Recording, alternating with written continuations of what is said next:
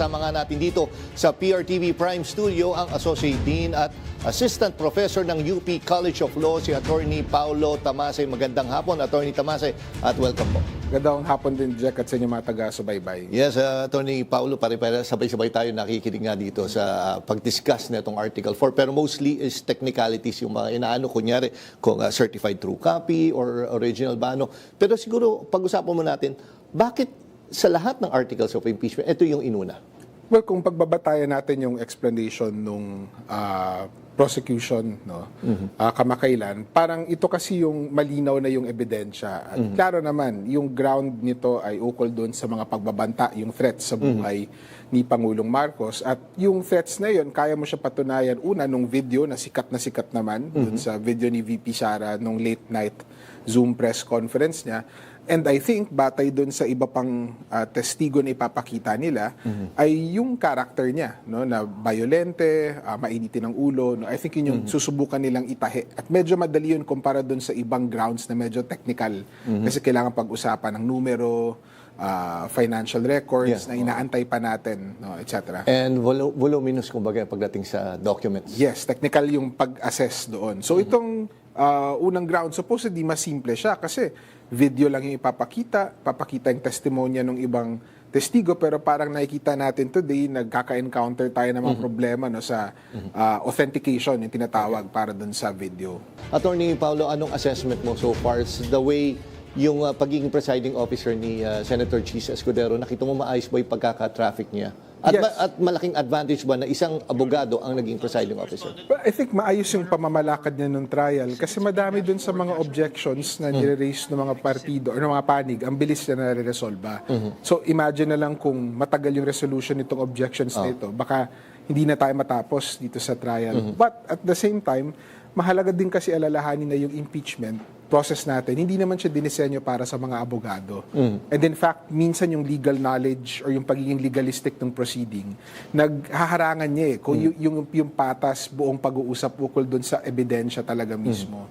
So may chance din naman na kung hindi abogado yung presiding officer, baka yung yung ruling niya para sa mga objections nito ay generally i-deny niya para lang lumabas yung ebidensya. Ito nga, pinag-usapan niyo yung flash drive at nakita natin may mga hinahanap parang yung mga sa footnotes. Gano'n ka-importante itong mga technical na hinahanap ng defense? I mean, marami nagsabi baka dine-delay lang nito or talagang importante ba ito?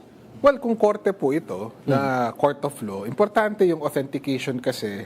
Yung purpose ng authentication ay i-ensure na yung dokumento na pinapakita o yung bagay na pinapakita sa korte ay yung same bagay na tinitestify ng testigo or yung pinatutunayan ng testigo. So, mahalaga yung authentication in that sense. But itong particular issue ng Article 4, and I think to emphasize lang na hindi naman kasi legal na proceeding ang impeachment, political siya na proceeding, alam naman natin lahat kung ano yung video na to or nakita na natin siya. So, ang effect siguro nitong matagal na 4 na oras na rin examination para lang lumabas itong USB na ito.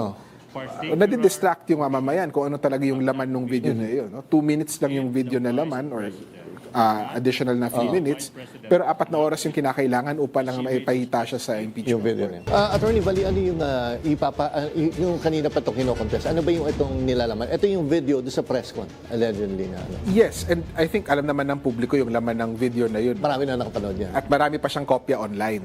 So ang ginagawa ng depensa ngayon ay gamit itong mga rules on evidence, pinipigilan nila yung pagpepresenta ng video na iyon sa impeachment court. At presenta, ibig sabihin nun, hindi pwede yung gamitin na basehan ng impeachment court sa ruling niya. Kasi hindi authenticated. But so far, nakikita natin yung rulings ng impeachment court ay hayaan nyo na maipakita yung ebidensya. And I think ini-embody naman nila yung kaunawaan natin na itong proseso nga na ito ay mas political, no? May pro-truth disclosure or full disclosure itong proseso na ito. So siguro maganda mabusisigan dahil sa panahon. Panoorin muna natin yun yung video. During a press briefing by a media person, if I know of these plans, if you can say the word, if that is the correct word to use here, plans. So I answered, I was asked Romanov, and then I answered, I was told by 2 people, this is the first time I've heard of Romanov, so that is the 3rd already.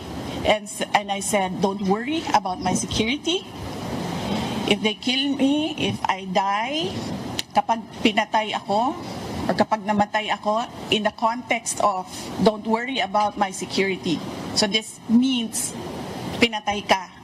Diba? Kasi hindi ka naman mamamatay by heart attack in relation to your security. Diba? So, pag namatay ako, I already asked a person to take revenge against 3 individuals. Yung parang parting shot o yung huling question ni Attorney Ligutan, anong masasabi mo doon? Kumbaga, una, nag-object, then nirephrase niya at nag-object, then sinabi niya, sige, i-withdraw ko na. Is that, para basa nyo, kasama sa tactic yan? Well, bahagi siya ng trial technique, no? Yung tanong kasi ni Attorney Ligutan, tinatry lang naman niya i-suma total kung ano yung last part ng ebidensya na nag-double down ba essentially si VP Sara.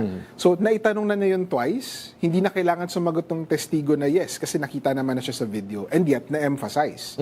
So, may ganun na technique sa trial na kadalasan nakikita natin sa legal proceeding. I think, pagdating sa impeachment na nakikita siya ng publiko, no, effective din siya kasi narinig din ng publiko twice yung allegation ng prosecution.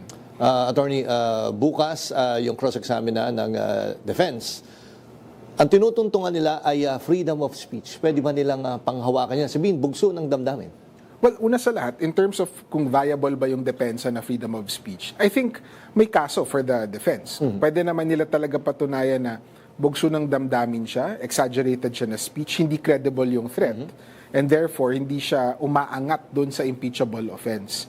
Siguro, ang kailangan lang i-emphasize doon ay bagaman available na depensa yun, kung ang depensa nila ay bugso ng damdamin, kailangan nila ipakita si Vice President Duterte at some point. Yan, exactly, Attorney. Walang ibang pwedeng magpatunay na bugso ng damdamin niya, kundi mismo ang Vice Presidente. Walang pwedeng magsabi niyan para sa kanya. Tama po ba? Yes, especially dahil, as far as I know, walang anything on record in public, on media, kung saan tinuligsa ni VP Sara yung sarili niyang statement.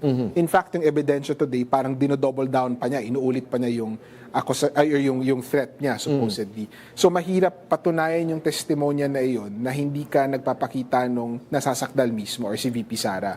But, all of that said, yung ine-expect natin kasi bukas ay hindi pa yung presentasyon ng testigo ng depensa. Ang ine-expect natin tomorrow ay yung abogado ng depensa, I think si Attorney Narvaza din, yung magko-cross-examine. At ang purpose ng cross-examination ay butasin yung testimonya nung kalaban, impeach yung testimonya nung kalaban upang maipakita na hindi ito totoo o hindi ito accurate. No? And di na gagawa yun sa pamamagitan ng mga tanong ng abogado doon sa testigo ng kabilang panig. And yun yung ine-expect natin bukas. Are we expecting more on sa technicality ulit ang magiging tactic, kumbaga, ng defense? Well, kung titignan kasi natin yung questions today or yung objections today ng defense, I think marami doon sinusubukan ipakita na hindi original yung mga dokumento, hindi authentic yung mga dokumento, and kung korte ito, gagana kasi yun. But again, yung napag-usapan natin kanina, lahat tayo nakita na yung video na iyon at wala namang nagsasabi so far na hindi siya totoo. So kung ikaw yung depensa, kailangan mo i-calculate kung effective pa ba yung gano'n na type na paglaban doon sa ebidensya ng prosecution, o maghahanap ka ba ng mga paraan through cross-examination na ipaliwanag na hindi naman or parang yung investigation na ginawa ay hindi naman ganoon kaseryoso or parang mayroon ng predetermined outcome. Usually ganoon yung papasok. Okay, nako, again, maraming salamat Attorney Paulo Tamase sa oras na binigay mo dito sa aming programa. And bukas, sabay-sabay po tayong manonood.